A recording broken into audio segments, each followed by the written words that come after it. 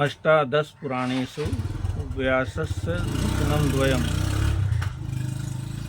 परोपकाराय पुण्याय पापाय परपीडनम्। 18 पुराणों के रचयिता महर्षि वेदव्यास, उनके जीवन का एक प्रसंग है कि उनके पास एक व्यक्ति, जिज्ञासु व्यक्ति गए और उन्होंने पूछा, महर्षि, आपने अपनी पूरी जिंदगी इन मोटे मोटे ग्रंथों को लिखने में लगा दी, लेकिन इनको पढ़ेगा कौन? और अगर पढ़ेगा नहीं तो ये खाली लाइब्रेरी की शोभा बन करके रह जाएंगे, जैसा कि आज हम देखते ही हैं। लाइब्रेरी, बहुत बड़ी बड़ी लाइब्रेरियां भरी पड़ी, पढ़ने वाला कौन? तो आप इनको कोई पढ़ेगा नहीं तो आपके लिखने का ये मकसद क्या हुआ? महर्षि ने भी ये बात तो सोची नहीं थी कि ऐसा भी कोई प्रश्न पूछने वाला आ जाएगा, लेकिन उस समय की परिस्थिति भी ये थी, तो आज की परिस्थिति तो और भी ज्यादा खतरनाक है। सिर्फ धूल खाने के सिवाय किताबों का दूसरा कोई उपयोग रहा नहीं। तो महर्षि वेदव्यास को उसने कहा कि महात्मा जी, हमें तो कोई ऐसा एक गुटका दो, छोटा सा सूत्र दो कि जिसको सुनकर के हम अपने मन मस्तिष्क में बैठा सके, उसके अनुसार अपना आचरण कर सके और अपने जीवन को सुखी बना सके।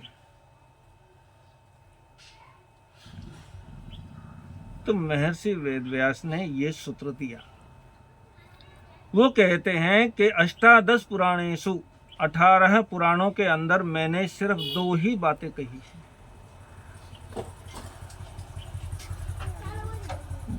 व्यासस्य वचनम द्वयम् परोपकाराय पुण्याय पापाय परपीडनम्। परोपकार पुण्य का काम है, पापाय परपीडनम्, दूसरों को पीड़ा देना, दूसरों को हंसी छीनना, दूसरों को परिस्थितियों में गिरा करके एक नाजायज फायदा उठाना। किसी की आंख में अगर हमारे कारण से आंसू आ गया और उसमें हमने खुशियां मनाई, तो ये महर्षि वेदव्यास कहते हैं, इससे बड़ा पाप दुनिया में दूसरा कोई भी नहीं है।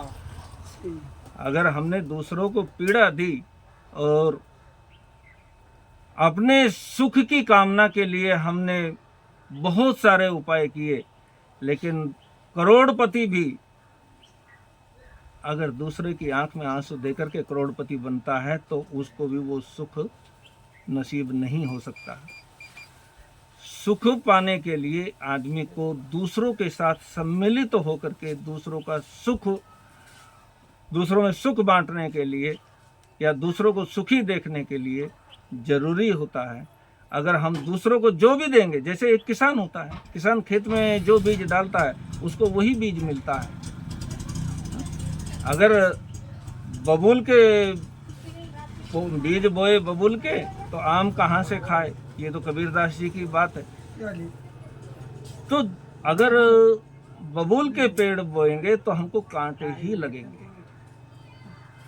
अगर हमने आम खाने हैं, मुंह का स्वाद मीठा करना है, अगर हमने सुख शांति और आनंद का जीवन चाहिए, तो हमें जरूरी है कि हम पाप से बचें और पुण्य के कार्य में अपने जीवन की हिस्सेदारी दें। तो ये सूत्र इतना महत्वपूर्ण उन्होंने दिया, जो सभी धर्मों का सार है। सभी धर्म इसी के इर्द गिर्द घूमते हैं। इसके सिवाय कितने भी ग्रंथ, कितने भी धर्म ग्रंथ आज हम देखते हैं, वो सारे धर्म ग्रंथों में बाकी की सारी व्याख्याएं हैं, उसमें निचोड़ शब्द जो हैं वो ये 2 ही हैं परोपकाराय पुण्याय पापाय पर पीड़नम। ओम शांति।